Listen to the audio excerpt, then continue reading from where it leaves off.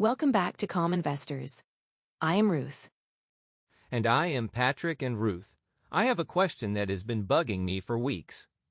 Let us hear it. Okay, so I bought a stock at $50. It dropped to $30, and every single day I look at it and think, it is down $20.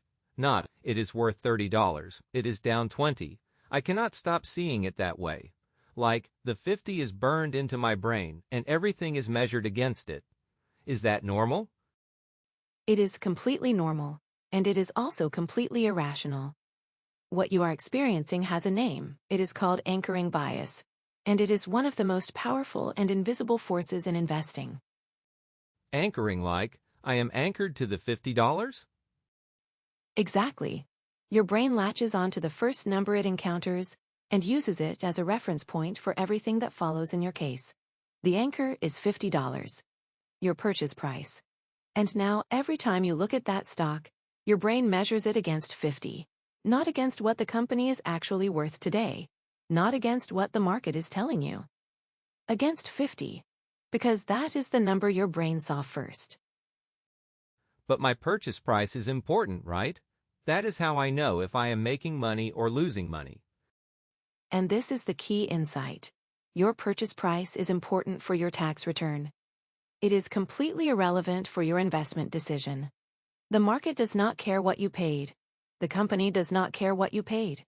The only question that matters is this stock worth $30 today? And will it be worth more in the future? Your purchase price of 50 has zero bearing on that answer. That is hard to hear, because it feels like the 50 matters. It feels like it matters, and that is exactly the trap. Let me ask you something. If you had never bought that stock, if someone just showed you this company today at $30, would you buy it? Honestly, probably not. The reason I liked it at 50 was because of a story I read about their growth potential, but the numbers have not played out the way I expected. So you would not buy it at 30, but you are holding it at 30. The only difference is the anchor. The $50 purchase price is making you hold an investment you would not buy today. That is anchoring bias in action. Okay, that is a little uncomfortable, but I see it now. The 50 is distorting my judgment. And anchoring does not just apply to purchase prices. Daniel Kahneman, the Nobel Prize winner we talked about in our loss aversion episode. He ran a famous experiment. He had people spin a wheel that landed on a random number. Then he asked them an unrelated question, like, what percentage of African countries are in the United Nations? And here is the wild part. The random number from the wheel influenced their answers. People who spun a high number gave higher estimates. People who spun a low number gave lower estimates. A completely random, meaningless number changed how they thought about a totally unrelated question. Wait, a random number on a wheel changed their answer to a factual question? That is terrifying. It is terrifying, because it means your brain is being anchored by numbers all the time without you knowing it. Price targets from analysts round numbers, like $100, or 1,000 on the Dow. The 52-week high, the price your neighbor said they bought at, all of these become invisible anchors that distort your judgment. Okay, so anchoring is about numbers, but you mentioned something else in the title of today's episode, confirmation bias. What is that? Confirmation bias is anchoring's partner in crime. If anchoring is about the numbers your brain latches onto, confirmation bias is about the stories your brain builds around those numbers. Here is how it works, once you form an opinion about an investment. I think this stock is going to go up, or I think the market is going to crash. Your brain starts doing something sneaky. It starts seeking out information that confirms your opinion, and it starts ignoring or dismissing information that contradicts it. So if I think a stock is going to go up, I will naturally find more reasons to believe it will go up. Exactly. You will read the bullish articles and skip the bearish ones. You will remember the analyst who agrees with you and forget the one who does not. You will interpret ambiguous news as positive because it fits your narrative, and the whole time, you think you are being objective. You think you are analyzing, but you are not analyzing. You are building a case, like a lawyer, not a scientist. A scientist looks for evidence that might prove them wrong. A lawyer looks for evidence that proves them right. And most investors are lawyers. I do not like how much I relate to that, because when I bought that stock at 50, I read everything positive about the company, and when someone posted a negative analysis, I thought they just do not get it. That is textbook confirmation bias, and I want to try something with you right now. Tell me your strongest investment opinion. Something you believe with real conviction. Okay. I believe that technology stocks are the best long-term investment. Like, the world is only getting more digital. AI, cloud computing, automation. Tech is the future. I am very confident about that. Good. Now I am going to argue the opposite side, and I want you to just listen. Technology stocks have had periods of devastating underperformance after the dot-com crash in 2000. The Nasdaq took 15 years to recover to its previous high. 15 years. If you had invested in tech at the peak in 2000, you would have waited until 2015 just to break even. Meanwhile, boring sectors like consumer staples and utilities outperformed dramatically, and today, tech valuations are at historically elevated levels. The concentration of the market in a handful of tech giants is at levels we have not seen since the dot-com era. History suggests that the most popular, most obvious investment is rarely the best one going forward. Okay. That is uncomfortable, because everything you just said is true, and I have never actually sat down and read the best argument against my tech conviction. I just kept reading things that confirmed it. And that is exactly the problem. You are not wrong that technology is important, but confirmation bias made you so certain that you never stress-tested the idea. And untested conviction is not confidence. It is a blind spot. Okay.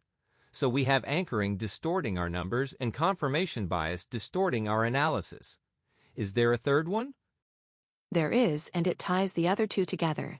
It is called the narrative fallacy. Nassim Nicholas Taleb wrote about this in The Black Swan. The narrative fallacy is our brain's compulsive need to create stories that explain random events. Something happens in the market. A big drop, a big rally, and within hours, every news outlet has a confident explanation. The market dropped because of inflation fears. The market rallied because of strong earnings. And these explanations sound logical. They feel true. But here's the thing. The story feels true. But the story is not the cause. Markets are driven by millions of decisions made by millions of people for millions of different reasons. Reducing that to a single narrative is not analysis. It is storytelling. So when the news says the market dropped because of X, that is not necessarily why it dropped. Often it is not the same news that supposedly caused a drop on Monday, gets ignored on Tuesday, when the market goes up. The narrative is created after the fact to make sense of randomness, and the danger is that these narratives make you feel like markets are predictable. Like if you just understand the story. You can predict what happens next, but you cannot. And the people who think they can, the overconfident ones, they tend to do the worst. The overconfident ones? How bad is overconfidence in investing? Studies show that 74% of fund managers believe they are above average at their job. 74%, that is mathematically impossible. By definition, half of them are below average, but overconfidence makes nearly 3/4 of them believe they are in the top half. And this is not just fund managers. Individual investors are even worse. The more confident you are in your ability to predict the market, the more you trade, and the more you trade, the worse your returns. Terence Odian's research showed this clearly. The most active traders earned the lowest returns. 74% think they are above average. That is wild, and I bet every single one of them has a narrative that explains why they are the exception. Exactly. Confirmation bias feeds the narrative feeds overconfidence, and overconfidence feeds bad decisions. They are a system that reinforces itself.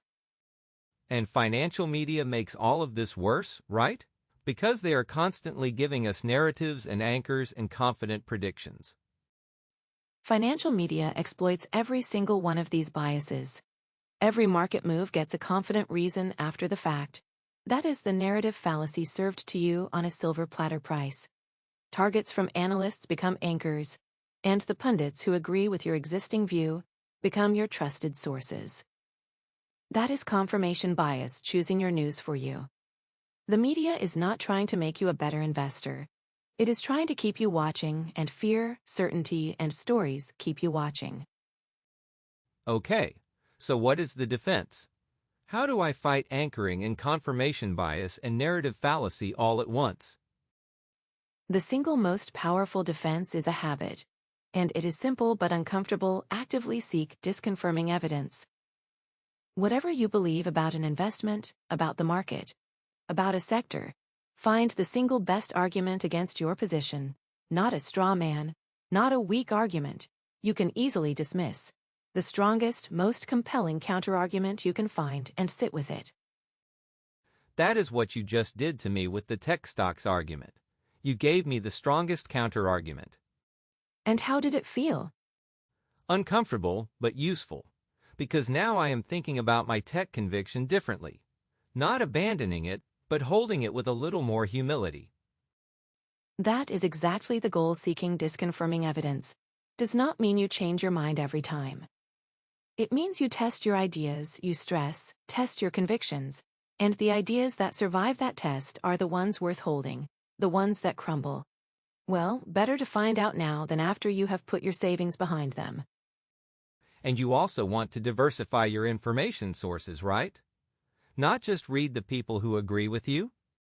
Absolutely, diversify your information the same way you diversify your portfolio. If every source you read has the same opinion, you are not informed. You are in an echo chamber, and echo chambers are where confirmation bias thrives. All right, so here is your practice for this week, and this one is going to be uncomfortable, but that is the point. Pick one investment opinion you hold strongly, a stock you love, a sector you believe in, a market prediction you are confident about, and spend 15 minutes reading. The single best argument against your position, not a straw man. The strongest counterargument you can find. This is the skill of seeking disconfirming evidence, and it is the antidote to confirmation bias. 15 minutes. One strong counterargument that is doable, uncomfortable, but doable. All right, let us lock in the key takeaways. Let us do it. Number 1. Your brain anchors to the first number it sees, your purchase price, a price target, a round number, and uses it as a reference point. Even when it is irrelevant, the market does not care what you paid. Number 2. Confirmation bias means you unconsciously build a case for what you already believe, ignoring evidence that contradicts it. You are a lawyer when you should be a scientist. Number 3. Financial media creates narratives that explain random events after the fact, giving you a false sense that markets are predictable. The story feels true.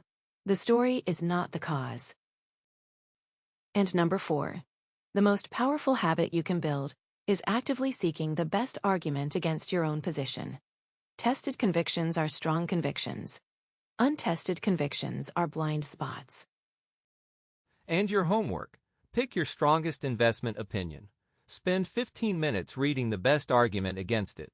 Let it be uncomfortable. That discomfort is your brain getting stronger. If this episode made you question something you were certain about, follow Calm Investors wherever you are listening. Share this with someone who needs to hear it. Thanks for listening, everyone. Stay calm, build wealth,